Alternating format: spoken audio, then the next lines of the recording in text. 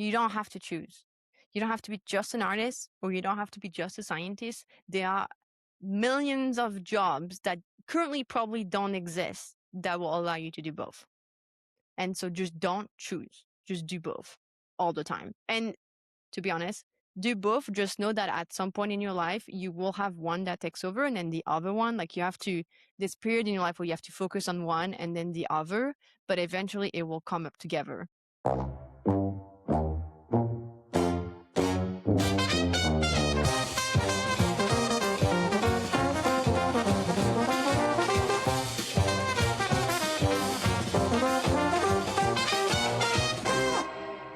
Welcome back to SWURL Radio. I'm your host, Eric. And I'm Ayka. At SWURL Radio, we stand for those who messed up, ruined relationships, Bombed a grade, said the wrong thing, lost the ideal client. overpromised, underdelivered, showed up late, and missed their shot. Today, we brought in a French scientist who traded her lab coat for design and never looked back.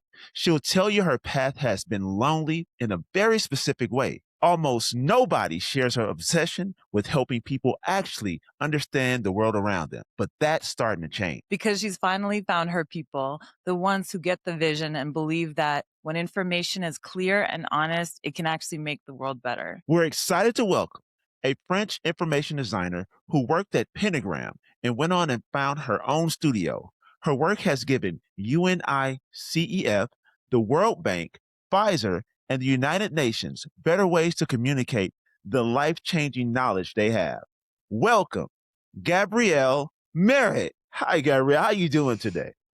Hey guys, nice to be here with you.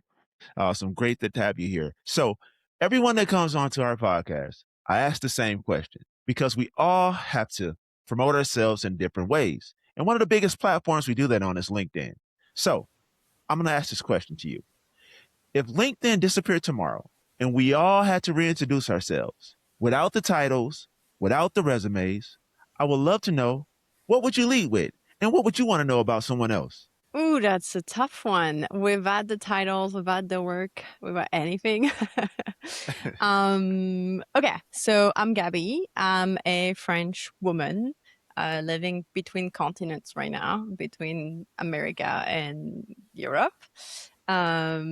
I would tell you that I'm 32, that I'm love plants as my background indicates, that I love animals, unfortunately, as cheesy it sounds, and that I'm really obsessed with helping people understand the world around them. I have a lot of questions about what it means to understand the world around you. Anyway, we want to go back though. Before we understand what's going on now, tell us a little bit about what it was like growing up with 5 kids in a small French town. And then who was that influence for you? It's such a funny question. I don't think people even know that usually, that I'm the second of 5 kids. And actually we were raised with a cousin, so we were 6 at home for a while, which is not super common where I come from. Not the most uncommon, but not super common either. You know, when I think about my childhood, I think of it as very privileged, but not the way people think of privilege. Yes, my parents are doctors, so don't get me wrong, like social class wise, we were quite privileged, but mainly we were privileged in the freedom we had. We lived in a very small town, 30,000 inhabitants, so very, very small compared to American's town, where we would walk or bike to school on our own since we were like 10. The town I grew up with is surrounded by one of the largest forests in Europe, the second one, I think. And so you would just go to the forest, like you could walk and just be in the forest. And I was really encouraged to do sport, do any kind of like outdoor activities without much supervision. We were always outside. You could come in and like ask, can I just go to my friend for lunch? And my parents were like, sure. And we would just walk down the street and hang out with your friends. Like I don't know if that's the childhood that a lot of people, especially in the US, have. And in that sense, that was incredibly privileged. It was also very protected, don't get me wrong, but it was very free. And you only realize that once I grown and I went somewhere else, especially in LA, I realized how much of a privilege it is to not have to drive anywhere, to not have to ask your parents to take you somewhere, to feel safe at 2 a.m. in the morning in the forest with your friends. So I had a lot of really interesting outdoor experience, and Mhm. had the chance to meet quite a few diverse people through that. And my parents were also really big on cultural experiences and sport Mhm. experiences. And I think that really opened my world, because it's a town that's still very quite traditional. It's quite Christian. It's quite Mhm. religious. It's quite close-minded in that sense. Mhm. But when both my parents were really obsessed with the idea that we had to learn about the world, so they forced us to learn English, sent us abroad to learn English, actually, at 13. Oh, They were just like, wow. you gotta go spend 2 weeks in a horse riding camp, whatever, learning Yeah. English and riding horses. And I think they were really interested in making sure we knew about the world. And we had TV in English just because my father had decided that if we were going to watch TV, at least it would be useful to learn a language. So Yeah. we only had English TV. So I watched MTV as a French girl at 12. It makes Wow. no sense. I was like, Yeah. oh, 16th birthday. What are all those things?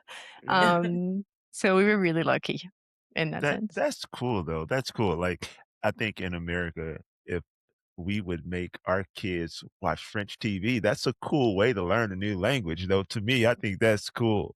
But I was curious though. Your parents are doctors, and then you jumped into science. Where did that come from? Oh, well, it came from them. It's funny. I think, to me, when I hear people describe immigrant parents in the US, I feel like Yeah. they talk about my parents. So, you gotta study a real job. You cannot be an Okay. artist. You cannot be a musician. You can be a lawyer.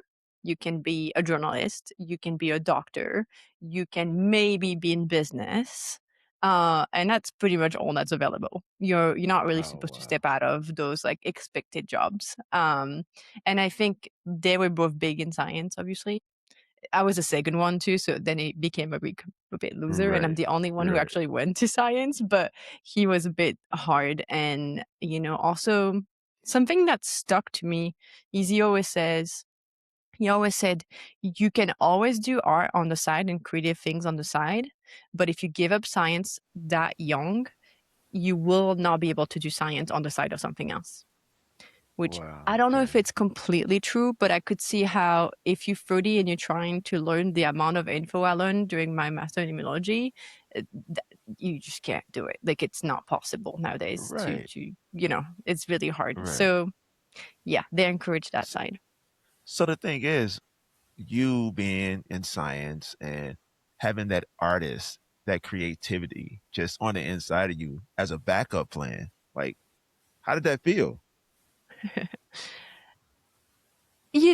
I think somehow it's hard because I don't think I perceived myself as an artist back then either. Even today, I would say. I was obviously very creative. And when I was really young, I dreamt about writing children's book. That was my dream. Okay. Okay. But they were like, you can't go in France. You are asked to choose your path really early on. In 3 years before the end of high school, they ask you to pick a specialty, and you go either in science, in economy, or in literature and arts. If you go in literature, you give up all science. It closes Oh all wow. doors. So that was not an option, obviously, for my parents. So I kind of Right. put it aside, and if you go in science, they just drop anything that is not. You'll keep French and philosophy and maybe some dead language like Latin, but they will not entertain any additional languages or any art. At least in my high school, that was not open, and in the study even less. When I went to university for biology, I did biology 60% of my time, and then math and physics. That's all we did. So I kind of had to put it on pause, and just it wasn't frustrating per se. It just felt like you did not have a choice. Right. And at the same time, I think it was reassuring because I don't think I would have been a good artist. I wasn't passionate enough about writing or designing, back then drawing, to really go that right. I had looked into it. It sounded really scary. I liked it, but I wasn't the super talented girl, in the back Right. drawing animes. And you're like, whoa, that's professional. I was not like that. Right. So you went ahead and got your master's in immunology and biotech. So when did it stop? When did you leave that world? What happened? What was that moment? Oh, it's a good question. You know what? I think it stopped on year one. I Oh, went to wow. uni and I went to like the top school of the country. It's a weird mechanism. I won't go into detail, but there's like those like very, very private, but also like top of the school thing that leads you to other top school. And I Mhm. hated it. We were just eating biology, eating physics, eating math. It's also at that level, France is very much of a, they actually presented us on day one. I was like, you're the best of the country. We will crush you. And like that's how it is. It's very competitive. So they would distribute I was 16 when I got out of high school because I was a bit early. I was Mhm. 16, just moved to Paris from the countryside. Beautiful Paris, don't get me wrong. We like go to those classes, sat on the bench 8 hours a day, no more horse riding at 3 p.m. in the afternoon. And then they would distribute your like papers results starting from the bottom and calling you up. So it'd be like they will call you grade up. So it would be like a shame system. Highly Oh, wow. competitive. And I loved the science, but the way it was taught was so crushing. I think about it as we have this food in France called fat liver, foie gras. Mhm. It's Yeah, like a yeah, delicacy, right? yeah. The way you get foie gras is by literally you grab the geese and then you force feed them with a tube. Mhm. You grab the neck and then you force feed them. I felt like this is how it was going. So I quit that a year in. That's how it felt? That's how it felt. It Yeah. was you would sit on the class and they would just pour information down your throat and you had to memorize it and then Wow. regurgitate it. It was brutal. It really interesting, don't get me wrong. And it creates brilliant people. And the Mhm. people around me were so good also, like the smartest of the smartest people and nice, but just absolute brutal environment. And I was like, what's the whole thing is that this was shaped to be, you spend 2 or 3 years there and then you have a competition at the end and you apply to the best school of the best school of like another best school of the country, even more selective. And I was like, I don't even know if I want to do this. Like really inside of me, I was like, I love biology, not so interested in physics and math, to be honest. Like it's fun, but it wasn't my thing. And I was like, I love because it gets me to understand my body, the bodies around me. But I really wasn't that fan of like the way they were teaching it. And I was like, I don't need to know all the details. And I just felt like it's weird that I get to know so intimately the biological mechanism of my own body while no one else around me outside of that school understood that. And so Mm. I quit at the end of the year. I went to public school, public uni, which is very good too. The best of the public uni, but public, so free also. And I was looking the whole time on could I go back into writing? So I was studying for like political science school on the side. That was a whole nother thing. Yeah, I don't know. I kept looking for ways out, but like I I understand. couldn't just give up and try writing. I was like, there's no way. So I just kept trying to bring those kind of world together. How did you figure out what you wanted to do after you went to public uni, and how did you just figure it out? The madness, I got lucky, to be honest. I was in second year public uni and I was in an I was in an I was in really good uni, but in the normal curriculum. And I think with a TA or something, like we were doing some kind of exercise with TA, and the guy kind of spotted that I would just finish really early. It was really easy for me, public uni. Mhm. And he kind of spotted that and he said, we have a special program and if you go there, it starts next year. And if you go there on the third year of uni, if you go there, you're in a special class with people that are a little more advanced and get stuff a little faster. And also you get to do Erasmus, so you get to go abroad for 1 year or two if you want to. And also they have more classes than are not biology if you want to, and you can get a double master. You can get Mm. your normal biology, whatever you specialize in. And if you want, they have stuff that's more open on business, commerce, like more of the marketing side. It was more for like creating pharmaceutical marketers with background in Mhm. science. And I was like, that sounds okay. I'll try that out. And, I got those classes and that also allowed us to French uni is so different from the US. It's really hard to explain. But we had to do like an apprenticeship over the summer, every single summer. That was mandatory as part of the process. But usually if you're in science, they force you to go to a lab. But if you were Mhm. in my special program, you were allowed to go somewhere else. Mhm. And so I went to scientific communication. So I went to like different organism that would, I went to the lab a lot, don't get me wrong, I also went to the lab, but eventually on my last year, I ended up in the equivalent of the NIH in France in the press office. And I also went to Edelman, the ad agency, the summer before. So it really allowed me to like start exploring a space where I wasn't in the lab anymore and I was writing about science.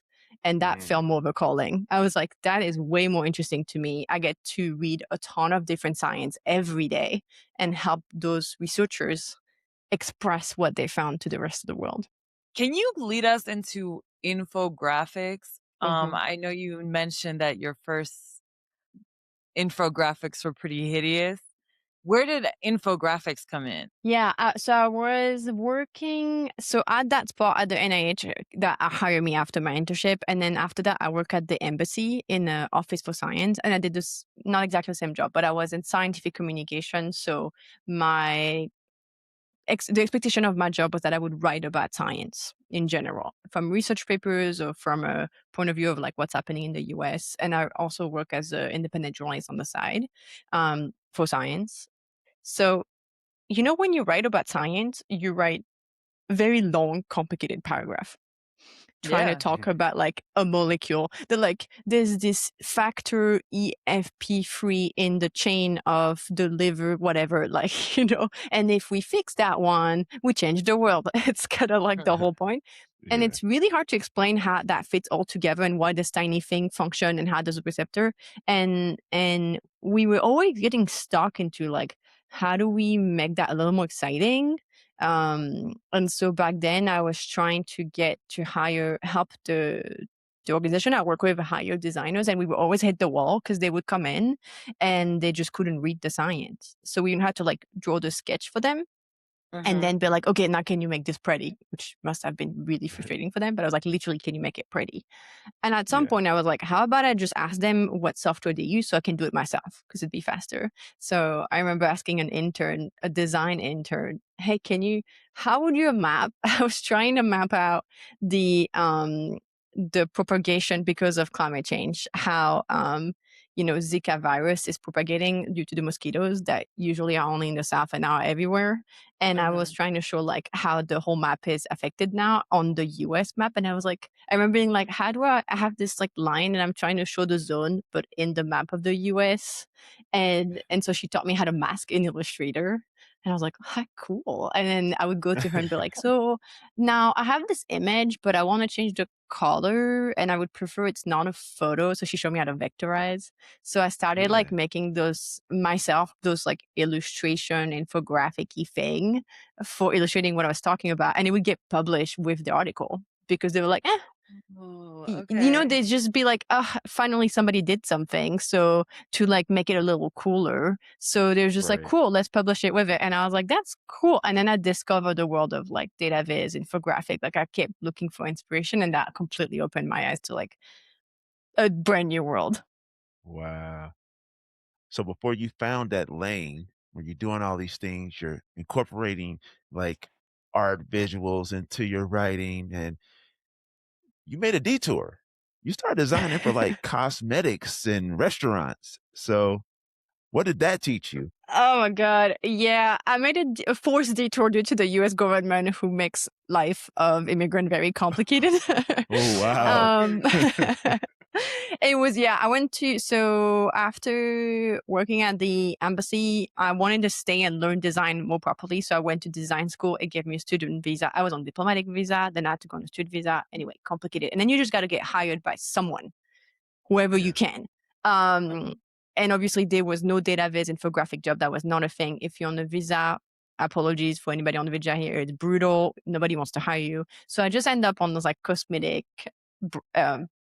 restaurant brand food thing, which actually it was super interesting because by then I had learned quite a few technique on, Photoshop, Illustrator, and those environment of like high production really forced me to like hone the softwares. Like I knew everything about Photoshop. Like for the cosmetic, we had to like mock up the labels. Sometimes we didn't have pre-made mock-up because it was custom bottles. So we had to like take photos and then create a mock-up for ourselves, shape it the right way to sell it to the client. And on the brand side, for when I work for a ghost kitchen company. We would pumping out brand. We would do creative direction for like fictitious restaurant, ghost kitchen. We had to make Okay. one every 2 weeks. So we would have to do a photo shoot that was fully branded with food that was made in our internal kitchen for the point of the photo shoot, and then full brand logo, all this stuff for like platform, Uber Eats and all that stuff. And it was really cool because I get to be a creative director and be very picky about like, okay, we're doing a Thai restaurant. Here's the menu we're gonna shoot, and then I would orient I would be super picky about like what kind of, I don't know, not just a logo because that's one corner really, but the food had to look good, and then it had to be branded. So like, what kind of plate do we pick? And I really learned creative direction, like how to make sure that as a whole, you have to think about the full experience of it.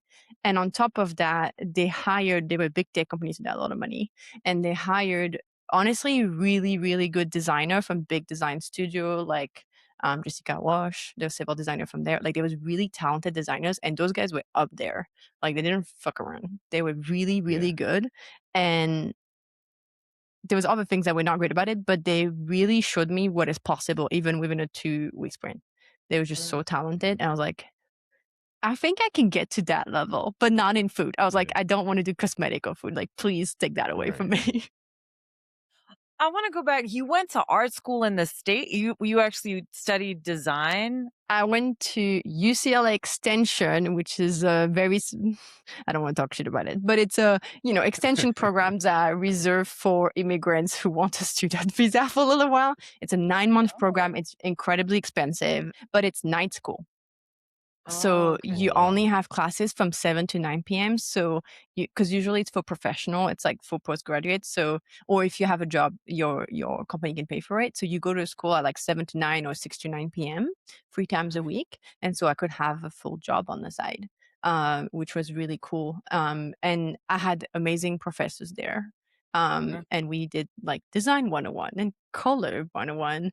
And I don't know, it just random thing. And I think I was back then already in love with digital painting. Was my love. I just love digital painting more than anything else. So, with a tablet and just doing like anime and stuff like that. And I don't know, I discovered like brand design. We had a proper like thesis project, all of those things. And it really allowed me to fall in love with proper design and learn some good foundation. I come from a design background myself, and I find it all very daunting, like when you get into the details of brand design, illustration. How did you feel with all these options? Did you have a sense of direction at that point? No, I was so lost. There's so many rounds to it, but I had applied to like medical illustration school in France. I had gotten rejected, not because of my portfolio, because France had already paid for my degree. Because I already had like 3 degrees from uni. So they were like, no more free school for you. They're like, you cannot enter this free school. That's done for you. And they were like, we'll take you. So I was very focused at the time on like medical illustration. I had just discovered infographic database, but at that time there was no job. It wasn't a thing. And so I knew it wasn't a thing. So I was just like, oh, I'll just do my own thing. I'm very opinionated. So I knew I wanted to talk about science to people. So I turned every single project from the 9 classes I took, from the official art program I did. I also did like painting, whatever, stuff on top, just, drawing. Anything I would turn into like, how can this be connected to science? So editorial layout, I'm making a scientific journal. Brand project, I'll make it a science-related brand project. Like I tried my best to like bring that in. And I kind of grew a portfolio of infographic and stuff like that on the side with no idea where I would go. Zero. I was just like, I'm just going to do it. And then one day I'll find a job that wants to hire that thing. So that's kind of my question. In 2019, you decided to focus on that, what mattered to you. But what gave you that push to finally do it? Was it a person? Was it an experience? Or? No, it was money. Okay.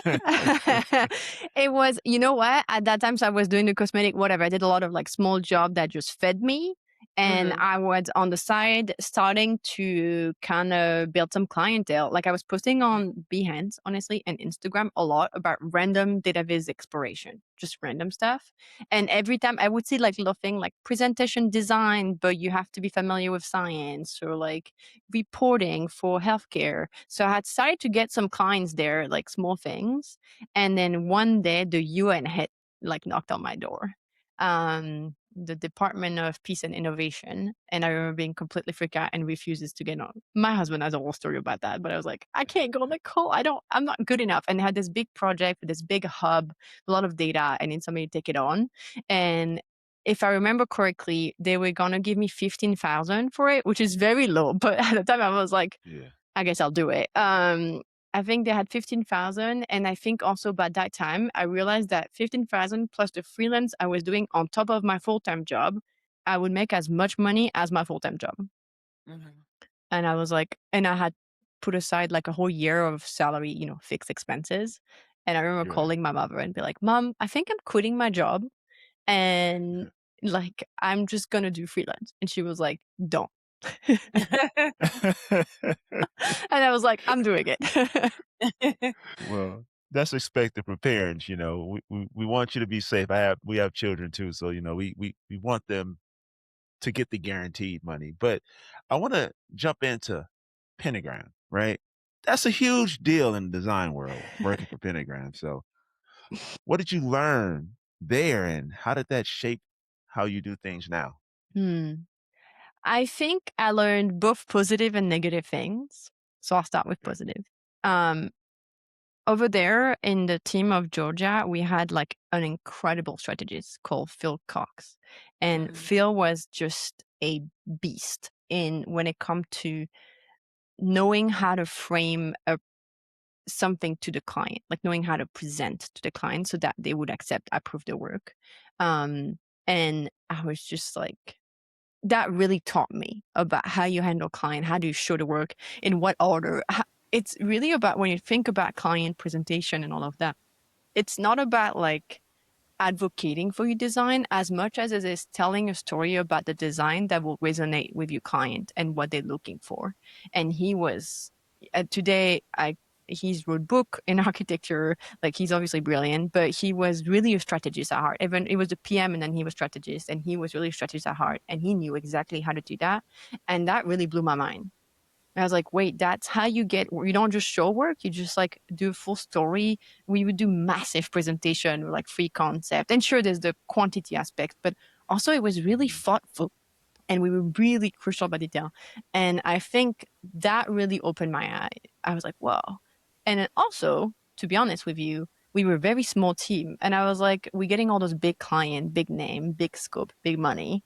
And I was like, we're not that cool. Like, when you look around us, it's a lot of talent. Obviously, Pentagram brings in a lot of talent. But I was like, I think you could do that outside of Pentagram.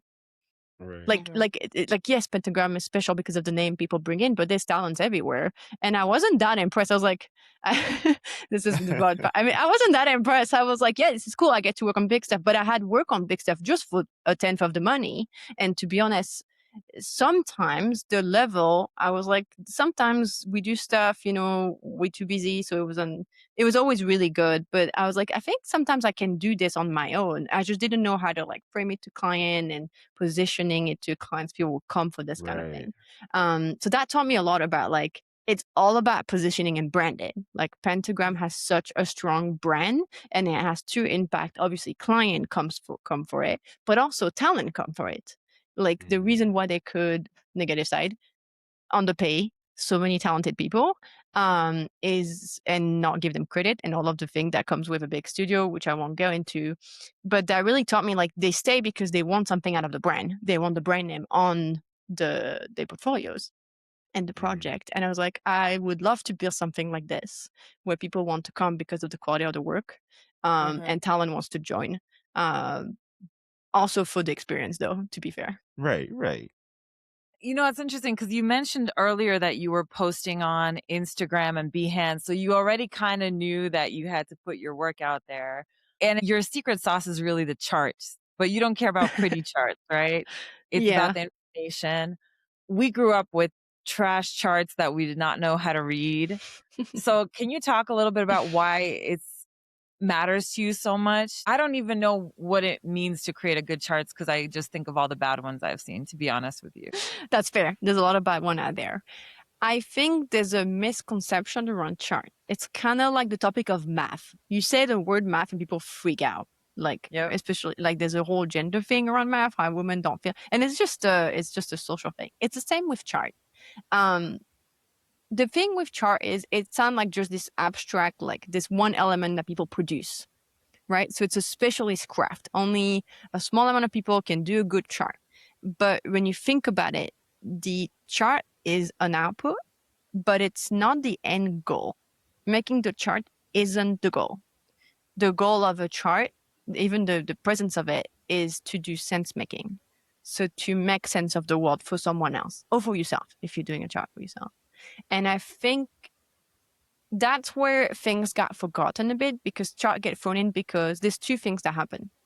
Charts gets done a certain way, the traditional PowerPoint way or the dashboard way that we've seen, kind of like as a afterthought, because we have the data, so let's just put it in a chart shape, and it's still meaningless because nobody bothered to say, okay, but why are we even choosing this data? What does it matter to people? What are we trying to say with this data? So that's the like one thing that's already pretty common. And then the second side, which is a bit newer in the last decade, we've kind of increased the ceiling of what data visualization or chart making is by like making, there's Georgia Lupi, for instance, at Pentagram, does this beautiful work around charts, and it's way more human or like hand drawn. But also I think there's also this assumption that beautiful means better, which it could be argued that yes, sometimes beautiful is more emotive. It's true, there's science behind it, but it's not systematic. And I think also, to me, chart making and information in general doesn't live in a vacuum. So when you think about how people receive information, they have a preconceived idea about the topic in advance. No one comes in with, I know nothing about this topic, specifically if it's around health, climate, like depending on where do you come from, you have an opinion on it. And so I think making it pretty doesn't mean people are going to actually believe it. And this is where I'm kind of interested in like sense making, because it's all about framing. It's all about how do we present the info, not just visually, but in the copy we use, in what we highlight, in what we nuance, in how much we nuance to the person, because they live in this like permanent cloud of like an ambient information, and that has a huge impact on how they perceive the chart, pretty or not. This is like a really interesting world for me because I don't know too much about it. What have you worked on that's really made an impact? Because clearly what you're saying is like, if it's not making an impact, then it's a useless chart, whether it's pretty or not. Yes. Can you talk about a project where you really can tell that you really told the story? I'll talk about several, but I'll do one quick. We had a really interesting request. It was a year ago now. Somebody, a big climate focused philanthropy, which is out, and they're like, please, please, please. We came through somebody else. We've contacted everybody in information design. No one wants to do this project. We have this group of philanthropists who fund program in the space of climate and food. And you would think those guys are all aligned because they all believe in climate change and all that. But there's tension there because some of them believe in local meat production. Some of them believe that that's not sustainable to feed the world. Some of them believe in veganism only, so no meat whatsoever, and would prefer big production of vegan food. And so what had happened when they reached out is that months ago, they had a meeting about it, and it ended up with people screaming at each other in the room, like big feelings. Again, information and neutral. So they were like, we're trying this again, and we dedicating 3 days to like sit everybody in. We're going to bring scientists in the room and a bunch of experts, and they're going to express different, and we're not trying to convince people of choosing. We're just trying to map where they sit on the spectrum of funding climate and food and see what do we all agree with in terms of value and what we don't agree with. Because we're trying to find a opportunity where people can actually agree, and also find like what is the thing that really makes people like having, because when you fund opposite program, you can really run into problem. And so we're just trying to find that, and they were like, we're gonna do it live. So we want you guys to come in Chicago for 2 to 3 days. You're gonna be in the room. We have professional facilitator, people who handle diplomatic conflict, here. They're going to facilitate the experience. And then you guys are going to be witnessing and supporting the facilitation. And on day 2, at the end of day 2, you're going to map where we at in this ecosystem. Like, just map something. Help us map it. And we were like, that sounds amazing. Yes. Like, yeah, we're going to be working all day. And then at 9 p.m. on a Tuesday, we're going to take all night and do a visual of like where people agree and disagree. Like madness. We have no idea where to put it. And everybody said no. People were like, I'm not doing a live thing with 2 weeks and 3 rounds of design. And I was like, hell yeah. TLDR, we go to this thing with my strategist Timur Skrev. We go there, we have facilitation. It was amazing. People were also like really willing to be vulnerable and discuss things. But we like literally go from table to table in the restaurant doing lunches to like listen to people. They made us visit a farm. It was amazing. And we captured like all the things. And then eventually we map out this thing about where people converge in values. What do they agree? What's the big vision that they all agree? Because really, when it comes to conflict, it's about, do we share the same value and the same vision? And then we fight about the details, about the how. And so we eventually came up with the facilitator on like, okay, what is the big vision that we all share? And then is there sub-values there, subcategories that we agree? And we really mapped this like areas of convergence, nuances where we diverge, why we diverge, what's question mark. And when you think about it, it wasn't that far. Like the map was mostly convergence. People agreed and they just had never seen it visual. And then we presented that back to them as a kind of like report of where they stand, and they added more nuance. And then we had a couple more weeks to like finalize it afterwards. And I think the best part of this project was that when we presented the project, they were like, oh, I feel hurt. Like, yes, I never realized that we agreed so much, that we had so much in common. And you just made sense to where the pain is, but you also revealed to me how much we can sit down and talk about the thing we agree on. Obviously, they had felt it during lunch and dinners, but I think it really like put a proper artifact in front of it, being like, this is where you guys live in your social interaction. And yeah, I think that one stuck with me. And it was qualitative data. There was no chart. It was just like more like diagram, but it felt really special because it was done live and it was about social relationship really and value system. And I think it opened them up to having more discussion and finding alignment with people that they thought were like completely on the opposite spectrum of where they were. I love that. I feel like maybe people who are having issues in their family could maybe learn from this too. You'd be surprised, right? How much you agree. Like people start with what they disagree with, but when you map out what you agree with, you're like, oh, we just disagree on 5%. That's probably solvable. That's really interesting. You're also a founder of Figures and Figures. Can you talk about that? Because that's a completely different world, creating versus running a business. Can you talk about what was difficult about that and how you created that a little bit? I created that for 2 reasons. One, I had big ambition and I knew I couldn't do it myself. You have to admit where your limits are. And to me, I had met the limit of what I could produce on my own, and I knew it. And I was like, I really want to find a way to bring more superstar unicorn people that do incredible things and do things with them to make bigger things that are more impactful. And then 2, those unicorns, I call them unicorns because I've met so many people in my career at Pentagram, everybody in like random places in the government that are like overutilized and underutilized. It's like misutilized. They put in certain position where they have to do a certain job, but that's not where their zone of genius is. And I've seen so many of them, like just being forced to do like marketing campaigns where really they're passionate about social change, like just stuck there. And I was like, I think you're misusing those people, and I wanted to make a space for some of them. And so I started Fig to do that, partly, and it was really rough because suddenly you're in charge of people. You have to make sure you pay them. You can't just say, oh, we're going to go, it's fine, this one will do it for free because I'll just get burnt out and do 2 months for free. You can't do that anymore. And I had to like really learn how to be a business person and think about profit and think about Taxes, I had that one down. But like think about accounting, think about onboarding, offboarding, like just think about so many different things. And right now I think the hardest pain point is the human pain point.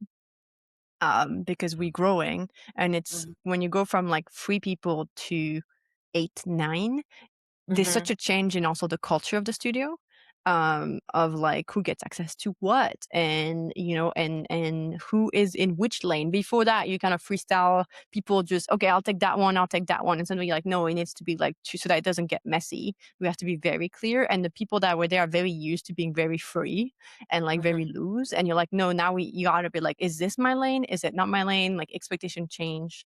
And I think the hardest part is to make sure I preserve those human relationships and I protect them. I'm really, really, really, really hard to protect them while we grow, and to preserve the great culture that we have, because they're so amazing and they give so much, but we do have a culture of high standard and high speed a little bit.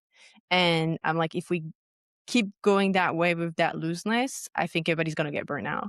And so now my biggest challenge is like, how do I make sure I protect everyone while keeping the standard high? How are you doing that? I'm curious. What is your approach? I did this thing. I was like, I don't know was the answer. So I hired someone. I Oh. hired someone to go. Their name is Zendara, because I like to give credit. But I was like, I need somebody to go and sit down with every single person that's currently involved in the studio, both what we call the core figurists, the people that are there more permanently down retainer or on salaries, and the figurists, which are not core, so are freelancers, the one that are off this tier in freelancer, but the one that I hear a lot. We call them orbit figurists. They're there a lot, and they're almost part of the culture as much as our core figurists.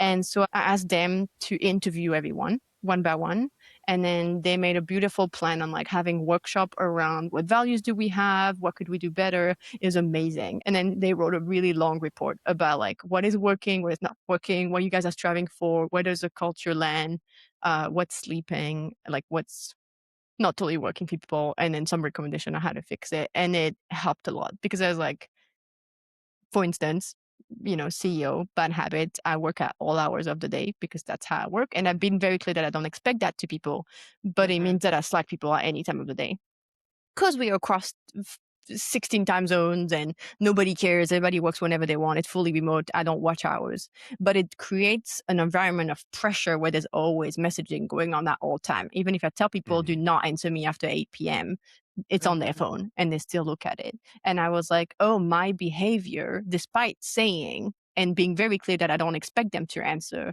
somehow it's kind of created that pressure. So I have to watch myself as the CEO. Like, I'm creating this culture of burnout. So there's a lot of learnings here, but I hired someone and they were like, this is how you fix it, you know?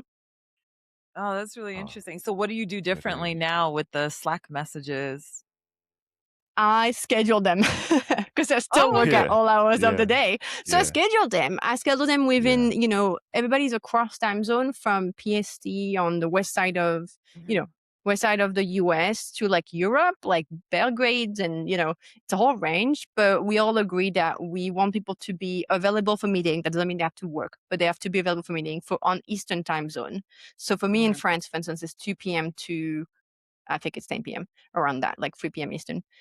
So we overlap enough for PST. And I was like, okay, I no longer send things outside of those hours. So I just schedule everything in advance, and I create that environment where I've also realized that people needed more social time, because otherwise when you have high pressure environment and you don't have enough social time, people start having grief and like resentment. So we made the Monday weekly meeting no longer a planning meeting, but social meeting. And we only do social things. So there's like sharing new photos of the weekend. And also, when I have a problem, instead of solving it myself as a CEO and be like, we have a problem with like somebody's not using the task database properly, we in Notion. I bring it up and I'm like, hey, somebody said this is not working for them. What do you guys want to do about it? And then we vote, Mm. or we talk about it together. Because I used to decide what the best way is for me in the studio, but I'm realizing that it helps better if I give them context about what I want and why and what this question was brought up. So now they bring things up themselves, and then I let them decide together what works best for them. I think it removed the pressure of I get to decide what the culture is. and I let them kind of like co-design what the culture of the studio is and what environment they live in. Yeah, that's really important. I think sometimes you get into your own head and you don't realize the other perspectives. Um, right now, there's a lot of angst about jobs and things are changing. I think the changes are kind of exciting, but not everybody feels that way. I was curious, when you're hiring, what are those things you're looking for now that's a bit different from before? What are those qualities? That's a hard question. I I don't know if it has changed so much. Like I know AI and all that. I think for me, it just really all of it makes me want to work with people who believe in the mission.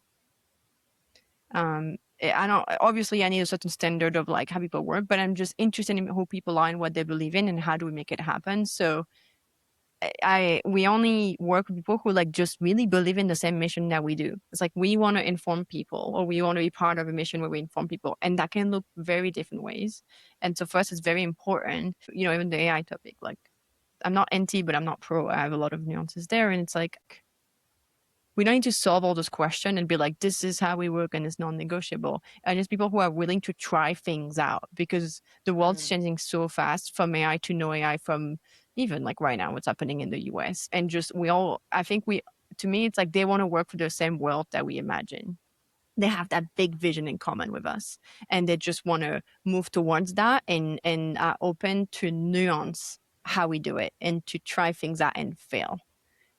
Try things out the best, give us, to be honest, and we do that back, give us the best of themselves to try to get to this mission and get there and be willing to fail. Because I think my studio is going to fail a lot, to be honest. I think it fails a lot. We try a lot of things and like that doesn't work. And I'm looking for people who are willing to do that a little bit, are willing to take a bit of a risk with me, because we're a small studio. We're not a like intro corp with money, like just absorb, even for the AI thing, just use AI. I'm like, no, that's not how we work. Like just do what you can with however you can. Can you say what your mission is specifically for Figures and Figures? The current the current say is make life-saving information land and stick. This is a TBD thing, but my big mission, I think, across the board is that I think sense making, not chart making, I think sense making is a responsibility. So I want to both teach others how to do it. It's not a craft. It's not like a specialist craft, the glass ceiling responsibility of like only information designer can do it. Researchers should know how to do good sense making. They need to in the world we live in. So that's the mission, is like to help all those people design, everyday designers know how to do basic good sense making. And then on the side is also to like try new thing to establish the better method and framework to do sense making, and that we have to do ourselves. We have to like innovate, try new thing, look into behavior research, so that we can establish what are the best way to inform people in the way that works for them. So those are kind of like the two part of how we think we can change the world, I guess.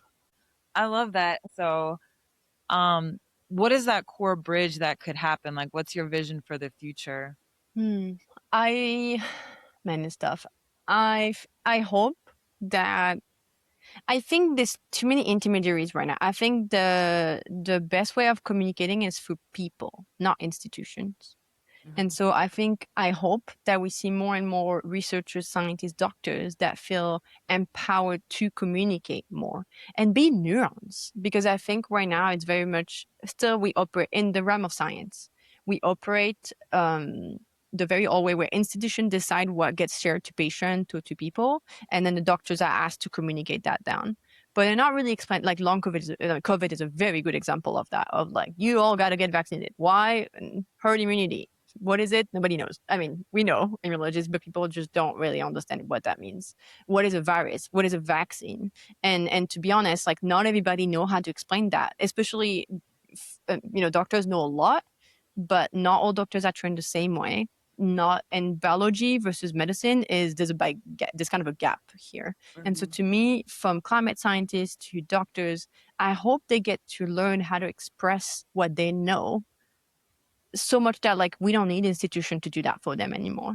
We need if it's really complex, or we help them spread that message louder and to more people. But the more people are better informed, the easier. Because again, before it was a straight line before. Institution, press release, newspaper, information communicated. Now it's like I scroll on TikTok and I see half advice from like a random influencer who knows nothing about science. No offense to influencer, but like not all of them, but some of them. I'm just like, it's like I see stuff and I'm like, it's wrong.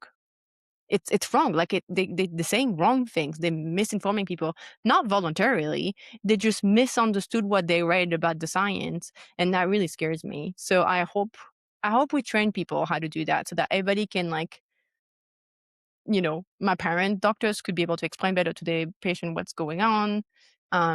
People in general would be better informed, so they show up to doctors when they need to, or they don't when they don't need to, all of that. I guess that's my vision of hopefully what happens. It's like there's no longer a bridge. They could bridge it themselves, Right. Right. So I know we're at time, but I did want to ask one question before we get out of here. For someone who feels stuck between two Hmm. versions of themselves, the practical one and the creative one, what would you tell them? I think you don't have to choose. You don't have to choose. You don't have to be just an artist, or you don't have to be just a scientist. There are millions of jobs that currently probably don't exist that will allow you to do both. And so just don't choose. Just do both all the time. And to be honest, do both. Just know that at some point in your life, you will have one that takes over, and then the other one, like this period in your life where you have to focus on one and then the other, but eventually it will come up together. And you don't have to know in advance how that's going to look like.